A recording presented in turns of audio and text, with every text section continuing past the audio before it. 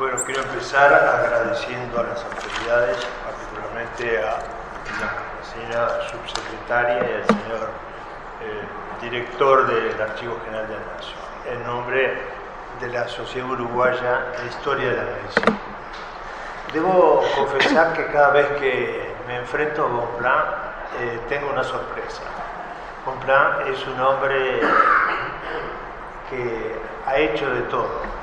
Es un científico de primera, era un científico formado junto a los grandes botánicos de Jardin des Plantes, Jussieu, Cuvier, Lamarck, etc. Había hecho el famoso viaje con Humboldt por las regiones equinocciales de Sudamérica, del cual surgieron publicaciones que todos conocen, importantísimas, y en determinado momento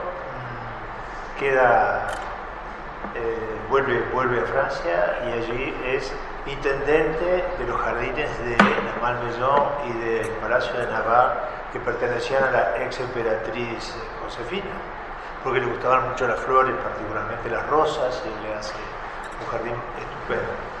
Y más adelante, en 1814, muere Josefina, en el 15 es depuesto Napoleón y él queda sin ninguna posibilidad de trabajo. Por razones de impresión de algunas de sus publicaciones, va a Londres, se encuentra a un delegado de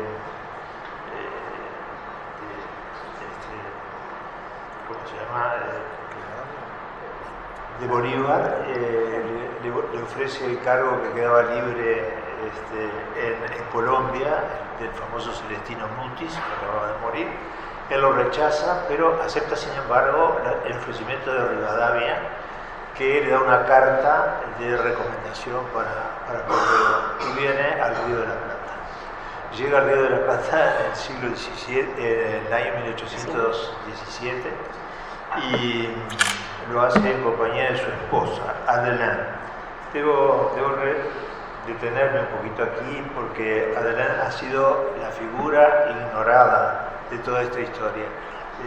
Hay un novelista francés que ha escrito sobre ella dos novelas que Alain Couturier se llama el novelista, y son realmente muy interesantes porque era una mujer extraordinaria.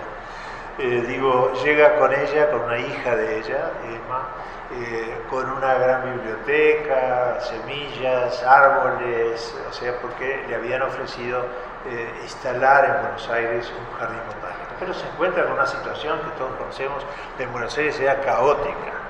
El famoso año 20, que fue terrible, los persiguen hasta porque piensan que puede estar actuando como un espía francés, está al borde de ser puesto preso. El hecho es que en una nueva sorpresa que nos da Bonpland, él decide irse al norte. Él decide irse a Corrientes primero y más adelante su curiosidad lo lleva más al norte a Misiones, y allí lo capta Francia y lo tiene casi 10 años preso. Pero él dice que esos 10 años no fueron estériles, que él los utilizó para estudiar con tranquilidad, con paz, como no había tenido en otras circunstancias. Bueno, y sí, son fascinantes esas cartas de Larrañaga.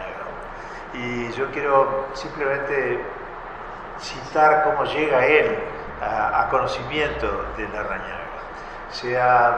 Susana Monreal lo ha puesto en evidencia, y ya algunos historiadores argentinos antes, que existía en el Río de la Plata una verdadera red de curas ilustrados.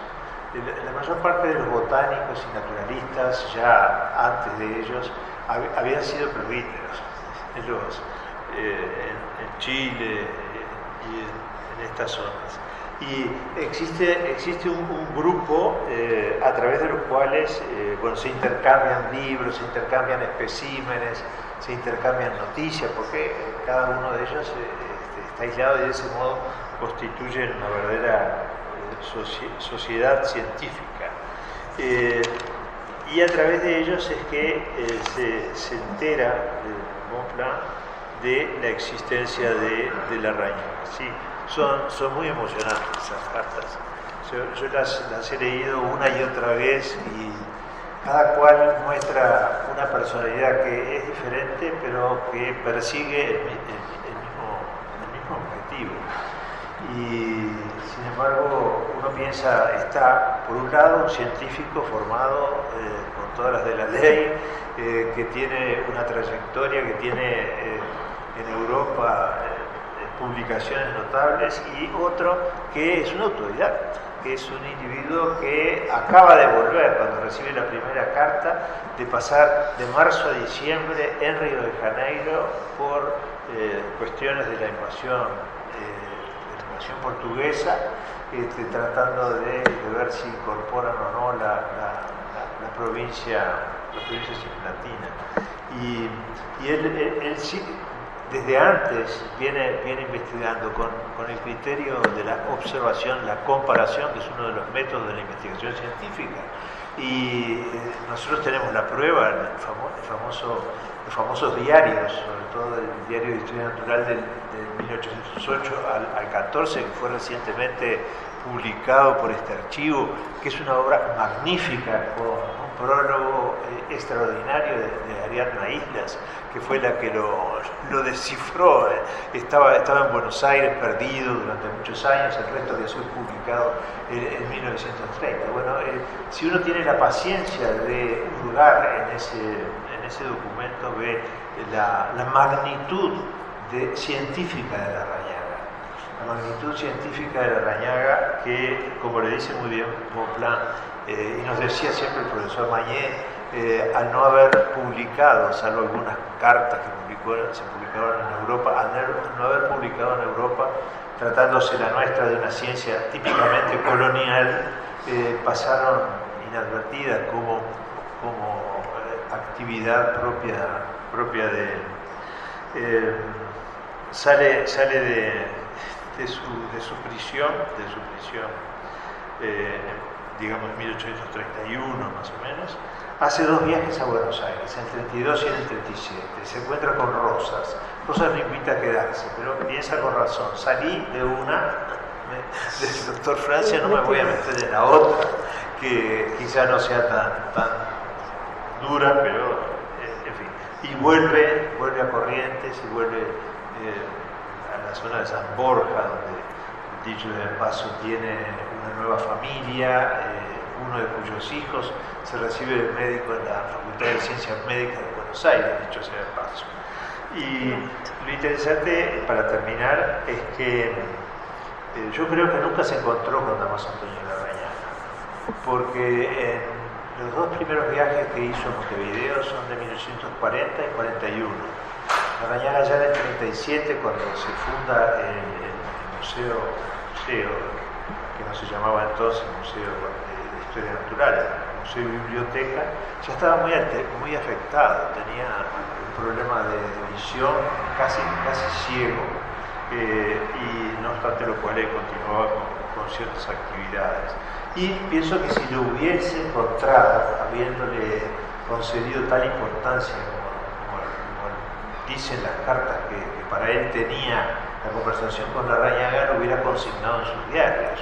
Existe un material entre las bibliotecas, entre nuestro archivo, las bibliotecas nacionales de Francia, de La Rochelle, donde él había nacido, y les quiero contar que en Ecuador hay algo que considera, en la Biblioteca Nacional de Ecuador, algo que se considera un tesoro, y es un manuscrito completo de Bonpland, que fue firmado en Montevideo en 1950, que se llama Atlas Floresta Americana, y que es un intento bastante completo de Bonpland por reconocer cada uno de las plantas que figuran en la materia médica americana, que era aquello que se siguió después utilizando como base para